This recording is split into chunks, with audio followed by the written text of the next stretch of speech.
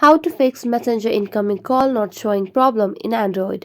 Hello everyone, welcome to this channel. I'm Emily and I'm here to help you out today. So without any delay, let's get started. So first of all, launch the Play Store application on your device over here and search for Messenger. Make sure that you have the latest version of the Messenger application. As you can see on the screen, there is no option of update over here beside the Messenger application, which means we have the latest version of the Messenger application. So we're going to go back and then make a long press on Messenger application and then tap on App Info. As you tap on App Info, it will lead us to a new page where you can see the option of clear data at the bottom right corner of the screen. So tap on it and then clear the cache and tap on OK. If it's possible, you can delete all data by tapping on clear all data and tap on OK. But I'm not going to do that.